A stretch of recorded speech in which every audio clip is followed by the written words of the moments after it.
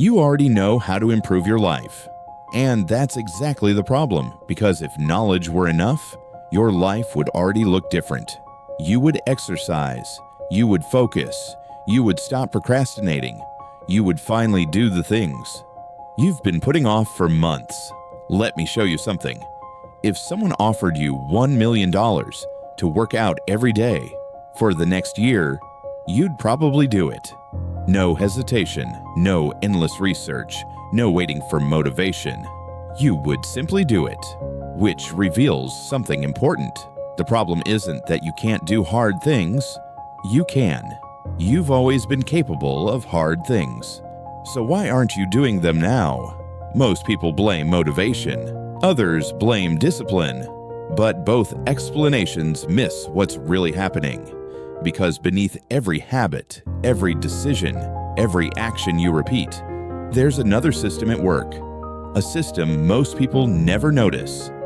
Yet it quietly influences almost everything they do. What they chase, what they avoid, what they become. And the strange part is, it often operates completely outside awareness. By the end of this video, you'll understand why knowing the answer has never been enough, why information alone rarely changes behavior, and why the force sabotaging your life may be something you can't even see, but it's there. And it's been shaping your choices for far longer than you realize. We live in the most informed generation in human history.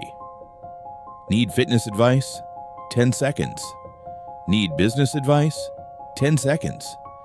Need productivity advice? 10 seconds. A few taps, a few clicks, and the answers appear. Information has never been more accessible. It's everywhere.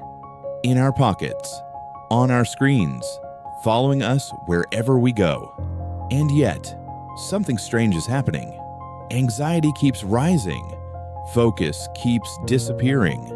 Procrastination is becoming normal. Why?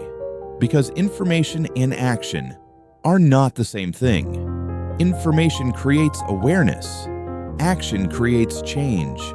And those are two very different worlds. Think about how many videos you've watched about improving your life, how many books you've highlighted, how many podcasts you've saved, how many ideas you've agreed with. Now ask yourself something uncomfortable. How many actually changed your behavior? Not your intentions, not your plans, your behavior.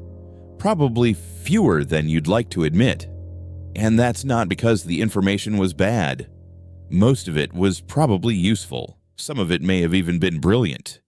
But information alone doesn't move people. If it did, success would be automatic. Everyone consuming self-improvement content would become healthier, more focused, more disciplined, more successful. But that's not what we see. Because knowing what to do and doing it are separated by something far more powerful than knowledge, which leads to a much bigger question. If knowledge doesn't create action, what does? Hold that thought, because before we answer it, there's another myth we need to destroy. And until that myth is gone, nothing else will make sense. Most people think they're waiting for motivation. They're waiting to feel ready, waiting for the perfect moment, the perfect mood, the sudden burst of inspiration that finally changes everything. But that moment rarely comes. And even when it does, it rarely stays, because motivation is far less powerful than people think. In fact, it's one of the least reliable forces in human behavior. Think about your daily life. You don't brush your teeth because you're motivated. You don't put on your shoes because inspiration strikes. You don't automatically reach for your phone because you're filled with determination. You just do it. Without debate, without effort, without thinking. And that should tell you something important. The behaviors that shape your life the most are usually not driven by motivation at all. They're driven by something deeper, something automatic, something that runs quietly in the background. Below awareness, below conscious thought, a hidden system guiding thousands of decisions every single day. What you repeat, what you avoid, what you become. And here's the uncomfortable part. If motivation were truly the answer, you would only need one motivational video. One. You'd watch it, feel inspired, change your life, and never need another. But that's not what happens. People watch hundreds, then hundreds more, searching for another spark, another boost, another temporary feeling. Yet somehow, they end up exactly where they started, because motivation was never designed to carry the weight people place on it, which leaves us with a problem. If knowledge isn't enough, and motivation isn't enough, then maybe the real obstacle is hiding somewhere else, somewhere much deeper. And this is where the conversation starts to get uncomfortable, because the thing holding most people back isn't what they think it is. Now let's talk about discipline, the internet's favorite explanation. Whenever someone struggles, whenever someone falls behind, whenever someone can't seem to change, the answer is always the same. You just need more discipline. It sounds reasonable at first, but look a little closer. You can spend 3 hours watching videos. You can scroll endlessly through your phone. You can binge an entire season of a show without noticing where the time went. You can stay awake until 2 in the morning, even when you know you'll regret it tomorrow. So clearly, you're capable of sustained behavior. You can focus. You can commit. You can repeat actions for hours, which means the real question isn't, why can't you do things? The real question is something far more interesting. Why do some behaviors feel effortless, while others feel impossible? Why can one action pull you in instantly, while another feels like dragging a weight uphill? Imagine two people. Both want to get fit. Both know exactly what to do. Both have access to the same advice, the same information, the same opportunities. Every workout, every meal, every habit, nothing is hidden from either of them. Yet 6 months later, their lives look completely different. One followed through. The other kept postponing. Tomorrow became next week. Next week became next month. And eventually, nothing changed. Not because one person knew more, not because one person wanted it more, and not because one person was secretly stronger. Something else was happening. Something below the surface. Something quietly influencing decisions, long before either person became aware of them. A force neither of them could see, but one that was shaping everything. And once you understand what the force is, you'll never look at procrastination the same way again. Because what most people call laziness is often something entirely different, something much deeper and far more powerful. Your brain has a job, a very old job, and contrary to what most people believe, it is not designed to make you successful. It is not designed to make you happy. It is not designed to help you achieve your goals. Its first priority is much simpler than that. Efficiency, survival, conserving energy whenever possible. For most of human history, that strategy made perfect sense. Energy was precious. Food was uncertain. Resources were limited. Every action carried a cost. Effort mattered. Wasting energy could be dangerous. So the brain evolved to pay attention to one thing above all else: rewards. Anything that increased the chance of survival was remembered, repeated, reinforced. And for thousands of years, that system worked remarkably well. Then the world changed, faster than the brain could adapt. Today, rewards are everywhere. One notification, reward. One swipe, reward. One short video, reward. One message, reward. One like, reward, tiny signals, tiny pleasures, delivered instantly, again, and again, and again. For the first time in human history, the brain is surrounded by rewards that require almost no effort at all. And your brain notices very quickly, because rewards are never neutral. Rewards teach, rewards train, rewards shape behavior, whether you're aware of it or not. Every repeated reward leaves a trace. Every repeated action strengthens a path. And over time, those paths become habits, then preferences, then patterns, then a lifestyle, which leads to an uncomfortable realization. Every time you procrastinate, you are not simply wasting time. You're training your brain, showing it where attention should go, showing it what feels valuable, showing it what deserves effort and what does not. You're teaching it with every choice, whether you intended to or not. And that's why procrastination is rarely just procrastination.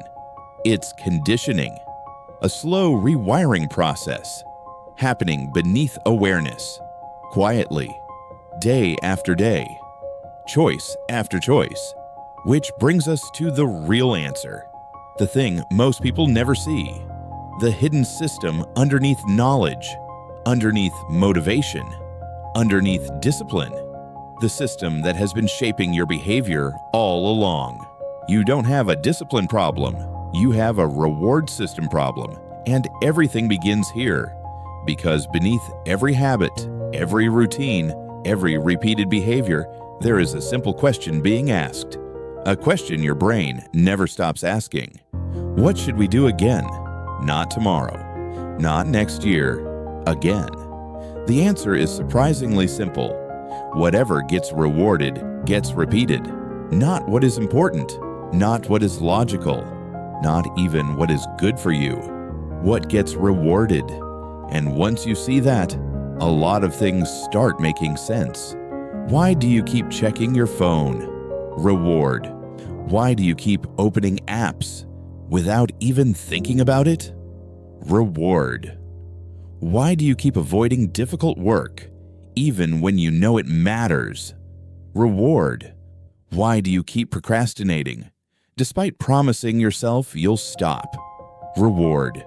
Not because you're weak, not because you're broken, because your brain is doing exactly what it was designed to do, learning from outcomes, not intentions.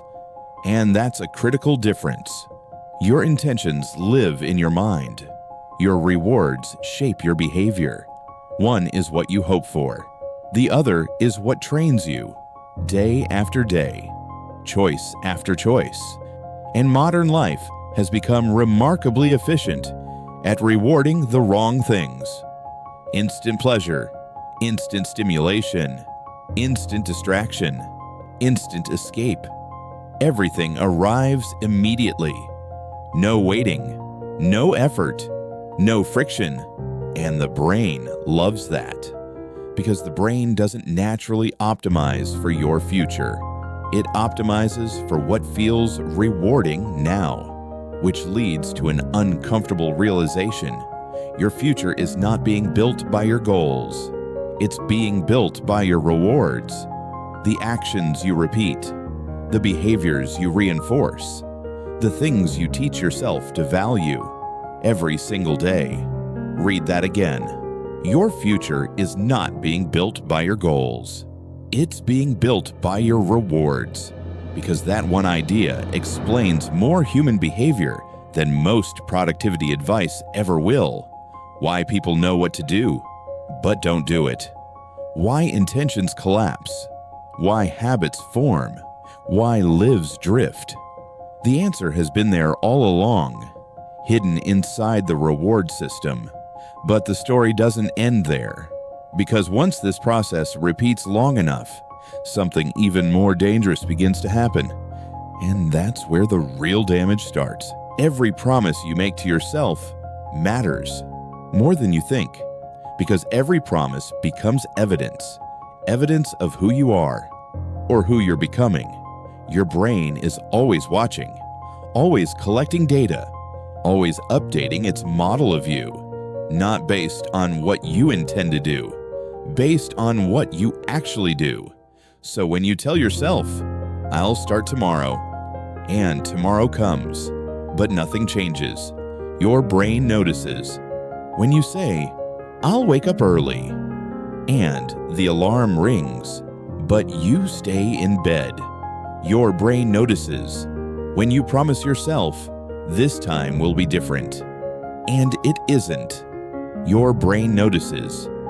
Every time. Not with judgment, not with emotion, with evidence. Quietly. Consistently. One observation at a time. And each broken promise leaves something behind, not just disappointment, a pattern, a signal, a lesson.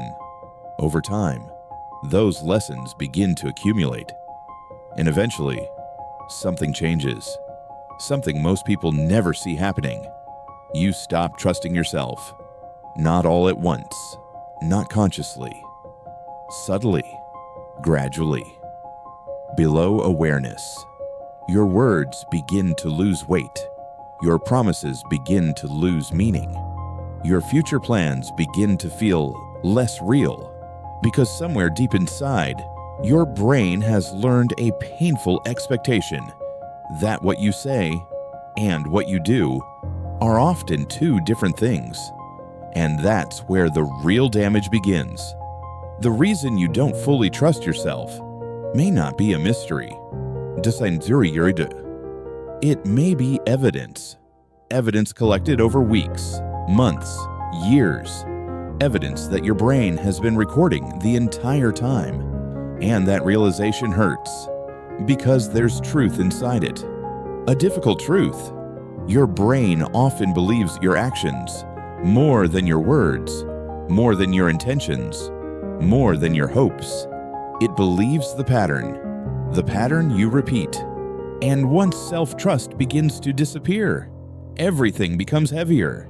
Decisions become harder. Commitment becomes harder. Change becomes harder. Not because you're incapable, but because part of you no longer believes the promise. Yet even self-trust isn't the biggest thing being affected. There's something deeper, something more fundamental, because eventually, the habits you repeat, the promises you keep, and the promises you break begin shaping something far more powerful, your identity. And once identity changes, everything else follows. Most people believe identity comes first. They believe who you are determines what you do.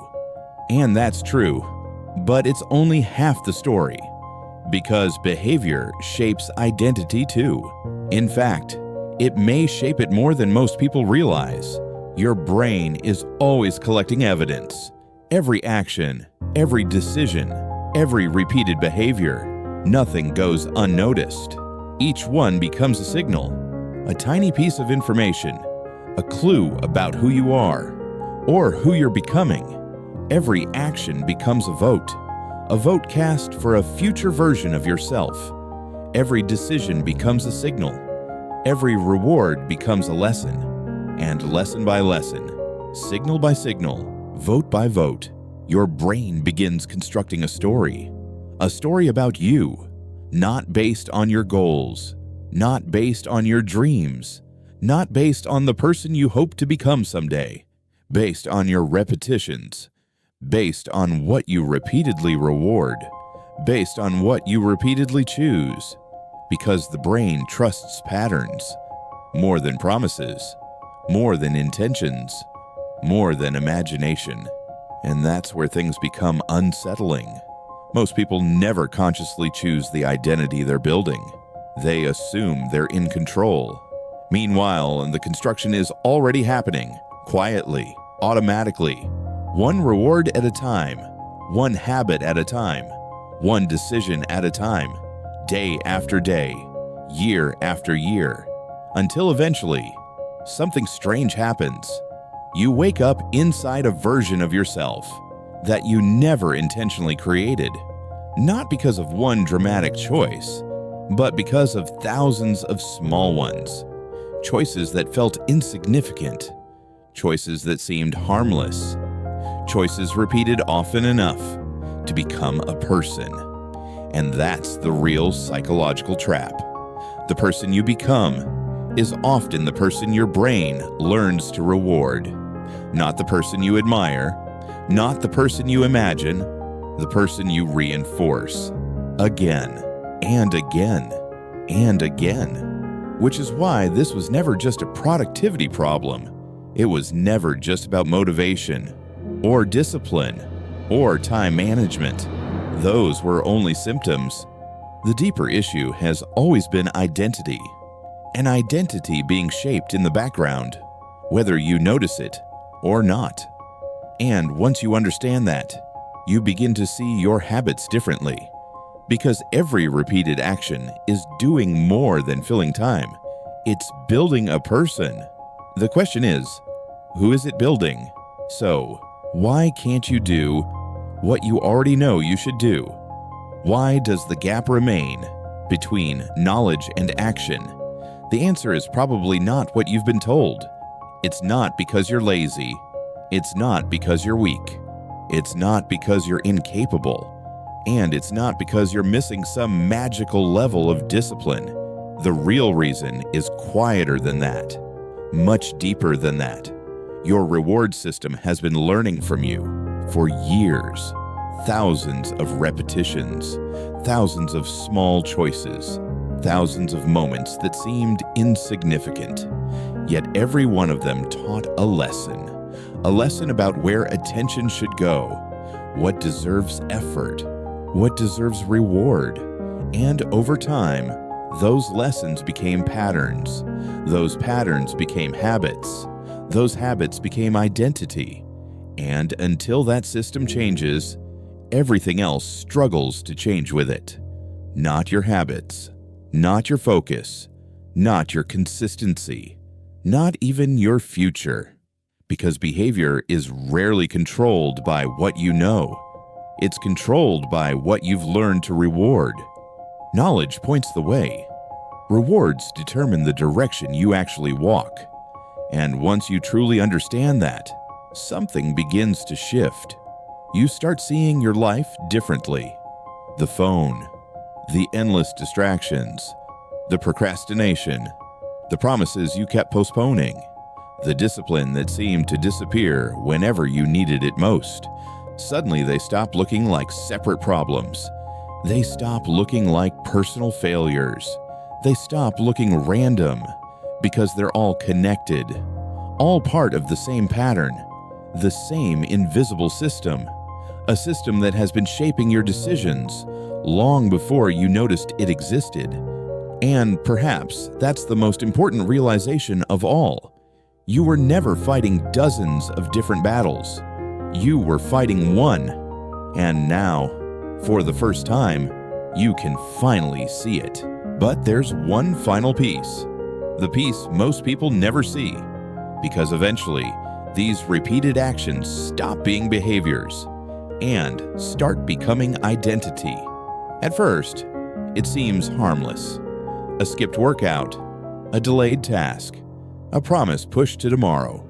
Small moments, small decisions, easy to ignore. But the brain doesn't ignore them. It records them. It learns from them. It builds from them. And over time, those moments become something more. Because every time you quit, your brain learns something. Every time you avoid discomfort, your brain learns something.